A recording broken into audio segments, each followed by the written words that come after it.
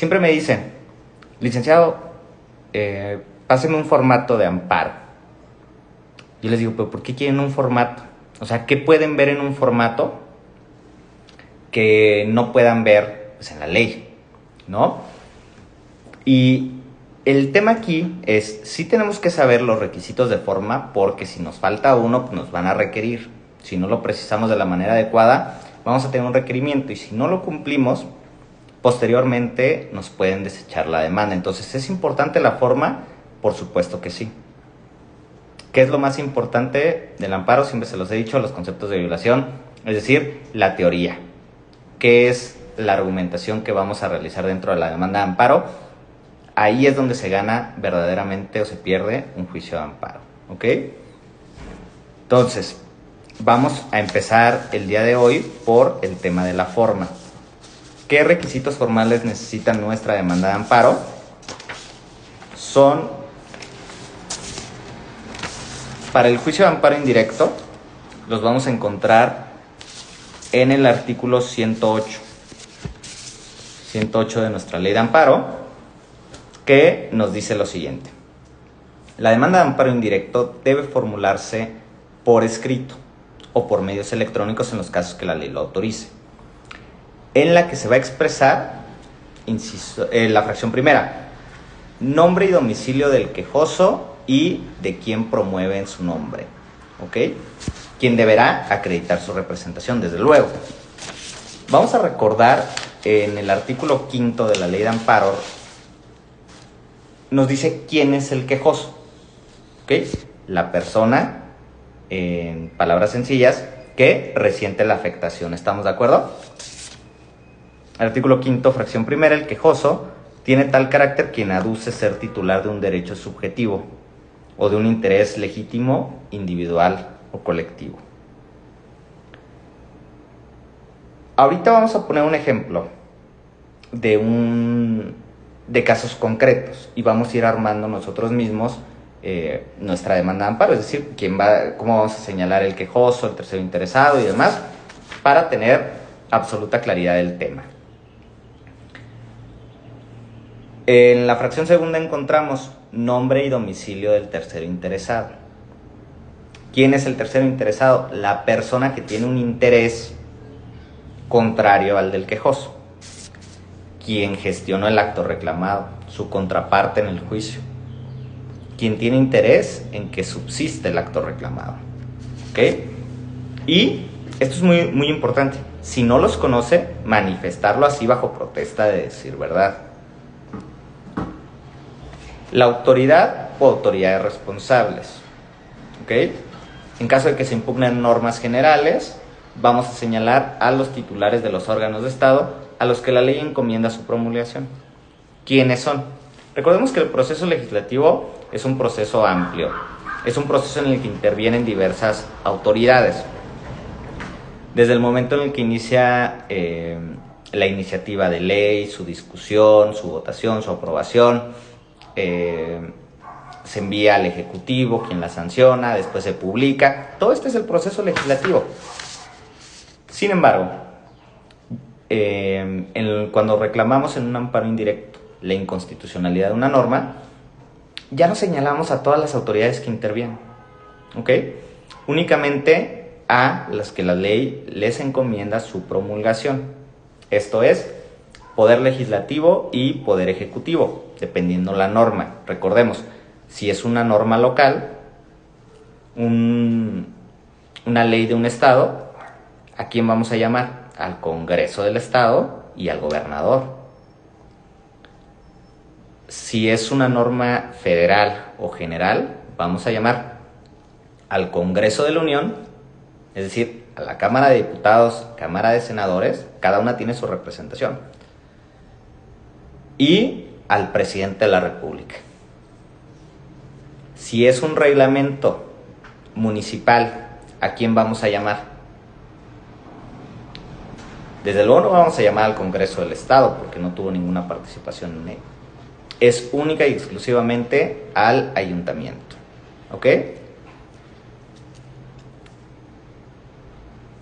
Nos dice el propio artículo 108, fracción tercera. En el caso de que las autoridades que hubieran intervenido en el refrendo de decreto o en su publicación, únicamente las vamos a llamar como autoridades responsables cuando se impugne por vicios propios. Por ejemplo, vamos a explicar primero el tema del refrendo. El refrendo es que cuando se realiza una ley de cierta materia, por ejemplo, una ley relativa a la salud,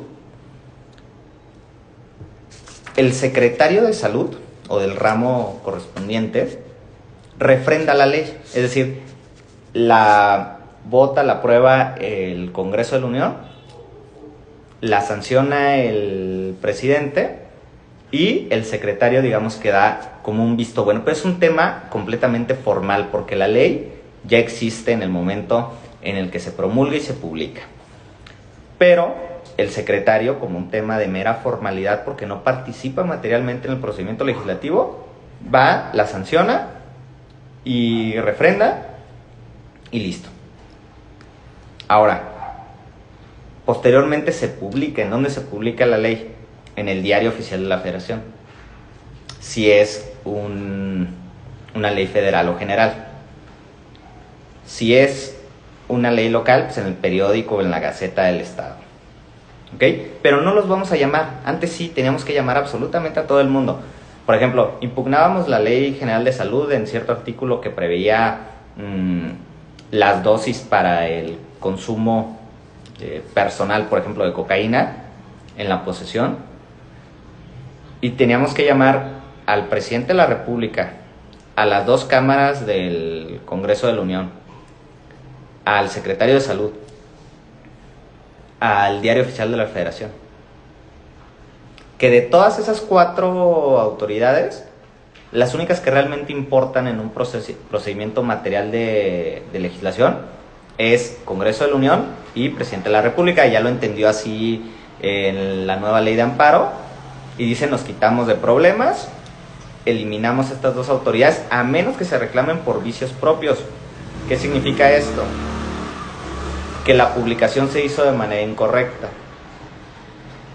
que se publicó el proyecto de la ley y no la ley que realmente se votó, y hubo modificaciones y cuestiones así, pero realmente va a ser muy, muy difícil que las tengamos que llamar por un procedimiento propio, ¿no?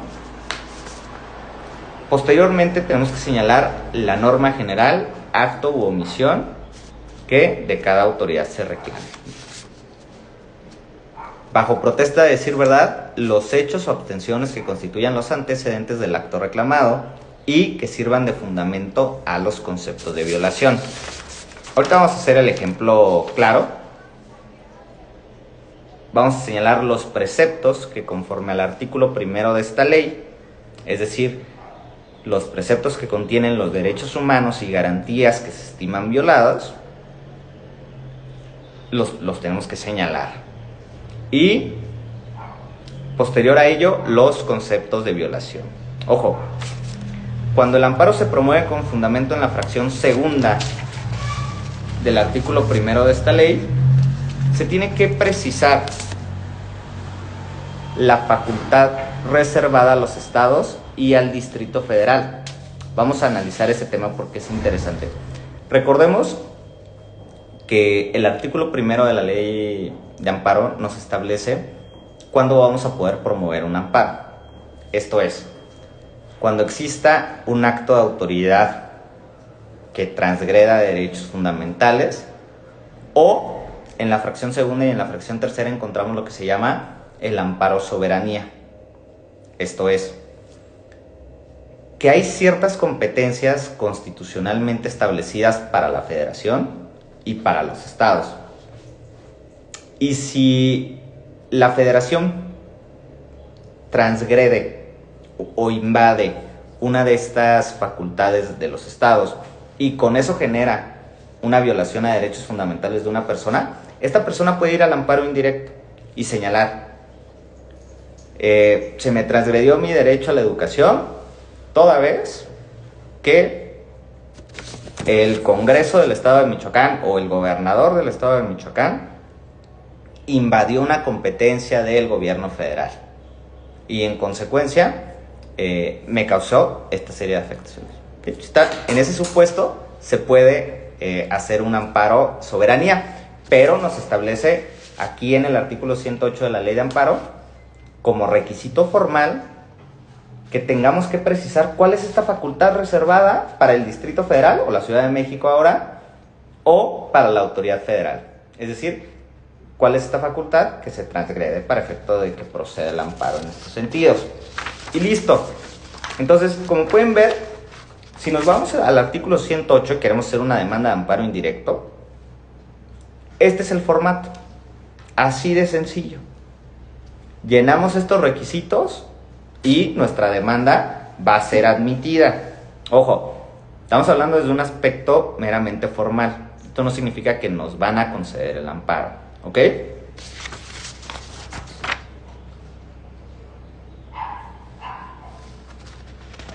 Ok, ahora bien, vamos a hacer un ejemplo formal. Igual aquí entre todos vamos armando nuestra demanda de amparo. Imaginen ustedes que existe una orden de aprehensión. Llega su cliente con ustedes y les dice: licenciada o licenciado, resulta que el día de ayer fueron a mi casa unas personas vestidas de policía de investigación. Y por suerte yo no me encontraba, pero mi esposa salió, abrió la puerta y le dijeron que traían una orden de aprehensión en mi contra. Ayúdenme. ¿Cuál es la solución que ustedes como abogados constitucionalistas le van a dar? Tenemos que promover un amparo indirecto. ¿Por qué?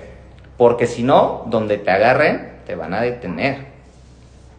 Y nos ponemos a hacerlo, ¿ok? ¿Qué es lo primero que vamos a hacer? ¿Dónde lo vamos a presentar si es un juicio de amparo? Indirecto lo vamos a hacer ante un juzgado de distrito, ¿ok? Entonces lo primero que tenemos que poner: sé juez o jueza de distrito en materia penal, si es que existe en ese circuito donde lo vamos a presentar una especialización por materias, y si no, será un juez de distrito en turno. Y nos pasamos ahora sí a llenar el formatito como nos lo establece el artículo 108. Fracción primera: nombre y domicilio del quejoso, ¿ok? Pues el nombre del quejoso es tu cliente, la persona que está resintiendo esta afectación, es decir, la persona que anda buscando a la policía para detenerla, ¿ok? Y tenemos que poner su domicilio, ¿ok? En este tipo de asuntos de órdenes de aprehensión siempre me gusta poner este ejemplo. ¿Por qué? Porque el artículo 108, fracción primera, me está diciendo que ponga el domicilio de mi cliente. ¿Ustedes lo pondrían? O sea, ¿o pondrían el correcto? Por supuesto que no, porque al momento de ponerlo ya lo encontraron. Entonces, recuerden ustedes que en materia penal, cuando está de por medio la libertad de una persona, al imputado o al investigado nunca se le exige que se proteste con verdad. Porque si bien no se ha reconocido tanto como un derecho a mentir, lo cierto es que no tiene ninguna consecuencia el investigado, el imputado, el sentenciado que miente ante una autoridad judicial y señala hechos falsos o cualquier situación. ¿Por qué razón? Porque se entiende la gravedad del tema, y que desde luego ninguna persona te va a dar su domicilio si lo andan buscando para detenerlo. Pero, sin embargo, el artículo 108, fracción primera, lo establece. Nombre y domicilio del quejoso, ¿ok? Pues pon el del despacho. Pones el nombre del quejoso, la dirección y nombre de quien promueve a su nombre. En este caso particular que estamos hablando.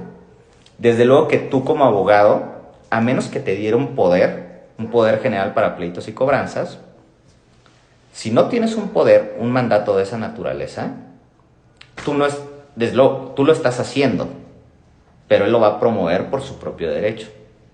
Y te va a autorizar, en términos del artículo 12 de la Ley de Amparo, ya sea en efectos amplios, es decir, si tienes cédula profesional y la tienes debidamente registrada o la vas a adjuntar en copia cotejada, en ese caso tienes una representación, pero como autorizado, ¿ok? No estás promoviendo a su nombre, sino únicamente una autorización. Entonces, en caso de que fuera otro asunto y te dieran poder, eso cambia la cosa. Nombre y domicilio del tercero interesado. En este caso, es una orden de aprehensión. Desde luego, tú vas a manifestar que no tienes ningún conocimiento de que se siga en tu contra un procedimiento penal. Y vas a manifestar que no conoces o no sabes de qué víctima se trata, ¿estás de acuerdo? Porque nunca te lo van a decir. O sea, no llegan a tu casa y te dicen, oye, traigo una orden de aprehensión en contra de fulanito de tal. Sí te lo dicen, pero cuando te detienen. Antes de eso, literalmente llegan, te agarran y después te explican. Ese es el procedimiento. Entonces tú realmente no sabes quién es la víctima para señalarla como tercero interesado. Pero en teoría, si es un procedimiento penal, tendrías que señalar a la víctima y al Ministerio Público. Recuerda que el Ministerio Público no es la autoridad responsable en un tema de una orden de aprehensión. Él va y la solicita como medio de conducción y quien la ordena es el juez de control. ¿Ok? Fracción tercera. ¿Quiénes son las autoridades responsables? Autoridad ordenadora. ¿Quién es? El juez de control que la ordenó. Como ejecutora, la policía. ¿Estamos de acuerdo? El Ministerio Público, le repito, no es una autoridad en un tema de un amparo contra una orden de aprehensión. Es un tercero interesado. El acto reclamado, la orden de aprehensión dictada en su contra y su ejecución por parte de la policía. Bajo protesta de decir verdad, hechos o abstenciones que constituyen los antecedentes del acto reclamado. ¿Ustedes cuáles creen que pondríamos en un amparo contra una orden de aprehensión? Muy sencillo, no nos vamos a ir al hecho por el cual tú piensas o crees que te están buscando. Desde luego que no, porque probablemente estarías hasta reconociendo hechos.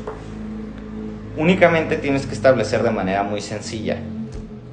Bajo protesta de decir verdad, manifiesto que el día de ayer a las 7 de la tarde personas que se identificaron como policías de investigación o adscritos a la Fiscalía General del Estado le dijeron a mi esposa que iban a buscarme porque tenían una orden de aprehensión y yo temo por mi libertad y mi integridad personal, toda vez que tengo un modo honesto de vivir y no se me ha notificado de algún procedimiento que esté siendo investigado por un tema de carácter penal. Listo. Así de sencillo. No tienes que dar más explicaciones. ¿Por qué? Porque de una manera muy concreta estás dando el contexto de los hechos. Aquí, o sea, cuando narramos los antecedentes del acto reclamado, tenemos que ser específicos, pero tenemos que dejar en claro qué es lo que ha ido pasando para llegar al momento en el que estamos, ¿no? Y los preceptos. ¿Qué preceptos, qué derechos humanos estarían transgrediendo si te ejecutan una ilegal orden de aprehensión? Pues, en principio, el artículo primero constitucional, ¿no? Que hablamos de una manera muy genérica de los derechos humanos, sus alcances. Artículo 14 y 16, desde luego, que son las formalidades esenciales del procedimiento y motivación y fundamentación en temas de órdenes de aprehensión. ¿Ok? Realmente esos son. Y, posterior a ello, los conceptos de violación. Aquí pasa algo muy interesante. Nosotros no conocemos los fundamentos que sostienen la orden de aprehensión, porque no te la han dado a conocer, te andan buscando, por ahí ya está una orden, se supone motivada y fundada, que está solicitando con medio de conducción que te lleven al proceso de esa manera, ¿ok? pero no lo conocemos. ¿Cómo vas a combatir algo que no conoces?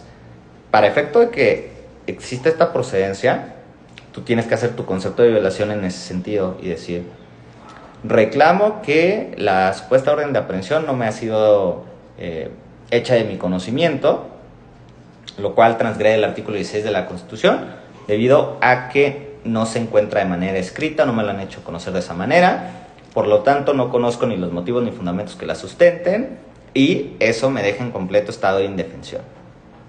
Listo. Y me reservo mi derecho a ampliar la demanda en el momento en que me la hagan de conocer, en el informe justificado de la autoridad.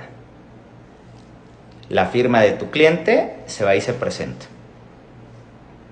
Así de sencillo se hace un amparo por una orden de aprehensión. Ahora, vamos a analizar los puntos claves. Nos dice artículo 108, fracción primera, recordemos, nombre del quejoso o de quien promueve a su nombre.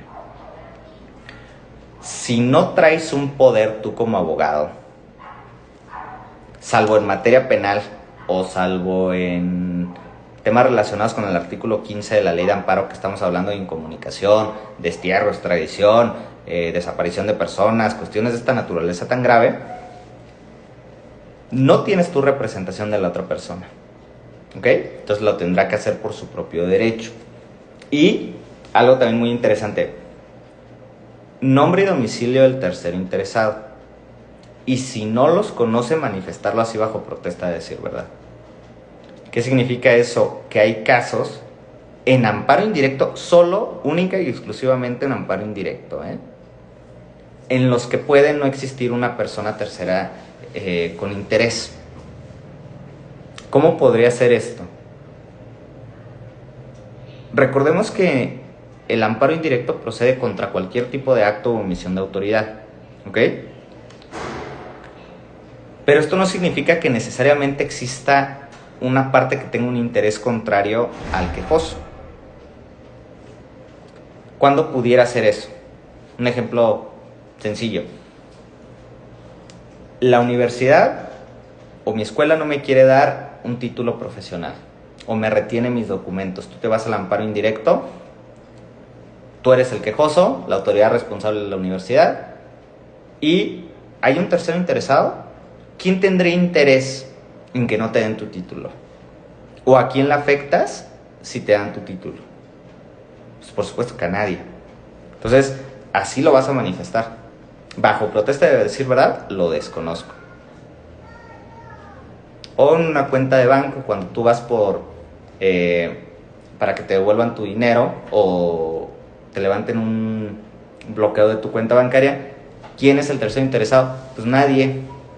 Nadie tiene interés en que no te devuelvan tu dinero, salvo las propias autoridades que lo ordenaron. Son autoridades responsables. ¿Estamos de acuerdo? Y de hecho, si se van al artículo 175 de la Ley de Amparo, vamos a encontrar los mismos requisitos para la demanda de amparo directo, ¿ok? Encontramos nombre y domicilio del quejoso y de quien promueva su nombre. Nombre y domicilio del tercero interesado. Ojo, aquí en amparo directo ya no nos da la opción, como en el amparo indirecto, de manifestar bajo protesta y decir verdad que no lo conocemos. ¿Ustedes por qué creen? Por el origen del acto reclamado. Estamos hablando que en amparo directo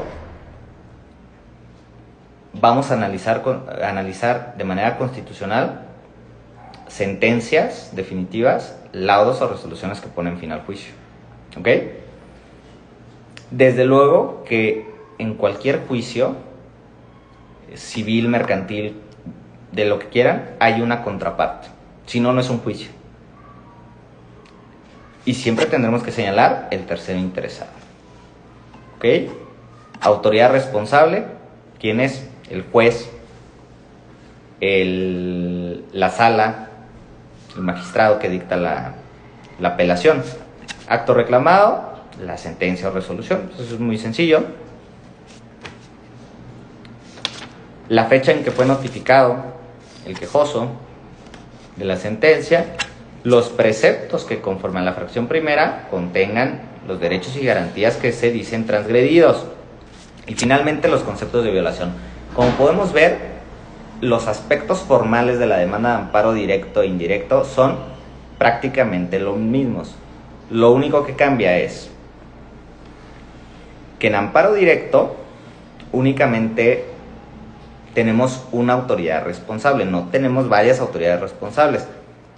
En ciertas ocasiones, en las demandas de amparo yo he visto directas que ponen muchos abogados. La autoridad ordenadora es la sala penal número tal del estado. Y después me ponen autoridad ejecutora, el director del centro de reclusión, o el actual, cosas así por el estilo, que yo digo, a ver, espérame, o sea, sí, efectivamente, si te condenan, por ejemplo, a una sanción penal de prisión, desde luego que el director pues va a ir por ti y te va a tener ahí a resguardo del cerezo, es lógico. Pero en amparo directo no está reclamando ningún acto propio del director del cerezo, entonces ¿por qué lo llamas? Y lo llaman y presentan copias y todo, desde luego pues te lo sobreseen o te lo desechan desde el inicio en contra de él. Pero únicamente tienes que señalar a quien dicta la resolución, ¿ok? Que es el acto reclamado. Esos son los requisitos formales. Como pueden ver, es muy sencillo tener un formato de un amparo. Cualquiera lo puede hacer de esa manera. Donde está lo realmente importante es en los conceptos de violación. Y las próximas clases vamos a empezar a entrar ya en teoría de ciertos derechos fundamentales para efecto de tener conocimiento sólido sobre los mismos y de cómo vamos a poder argumentar en materia de amparo. No por eso descuiden los aspectos formales que acabamos de ver, porque si nos hacen falta algunos, ¿qué es lo que va a pasar? Nos va a requerir el juzgado o el tribunal colegiado. Me va a decir, tienes 5 días para que me aclares los antecedentes del acto reclamado. ¿Y no lo haces? Te lo van a desechar. Que mi acceso a la justicia, que pobrecito de mi cliente quedó en la cárcel porque se me olvidó un aspecto formal. Pues bueno, o sea, sí tiene mucha relevancia los aspectos formales, tampoco los dejen a la desidia, pero realmente esa es la situación. Ahora, algo muy importante, las autorizaciones. Nos autoriza nuestro cliente en términos del artículo 12 de la ley de amparo, y eso significa que nosotros vamos a poder presentar pruebas, alegar, interponer recursos, ¿ok? Tenemos como una suerte de representación, pero la única limitación que vamos a tener como autorizados en términos del artículo 12 es que no podemos manifestar bajo protesta de decir verdad absolutamente nada, ¿ok? Es únicamente si por ejemplo, en la demanda, recuerden que tenemos que manifestar bajo protesta de decir verdad los hechos y antecedentes del acto reclamado en amparo indirecto. Eso lo tiene que hacer el quejoso por propio derecho o el apoderado. Pero nosotros como autorizados en términos del artículo 12 no lo podemos hacer. ¿Ok? Eso nada más como un dato curioso, porque hay personas que presentan la demanda del cliente por propio derecho, le requieren algo, aunque sea unas copias, y yo digo, pues ya me reconocieron como autorizado en términos del artículo 12 y quiero solventar el primer requerimiento, y no se los van a tener por hecho y les van a desechar la demanda. Entonces, hasta que no esté admitida la demanda de amparo, de ahí para adelante ya hagan lo que quieran como autorizados en términos del 12. Antes no, porque se lo van a desechar, ¿ok? Y es por el hecho de que nosotros no tenemos representación para manifestar cosas a nombre del quejoso bajo protesta de decir verdad, ¿ok? Este tema realmente es sencillo, es rápido. No sé si tengan por ahí algunas dudas y con mucho gusto las vamos a resolver.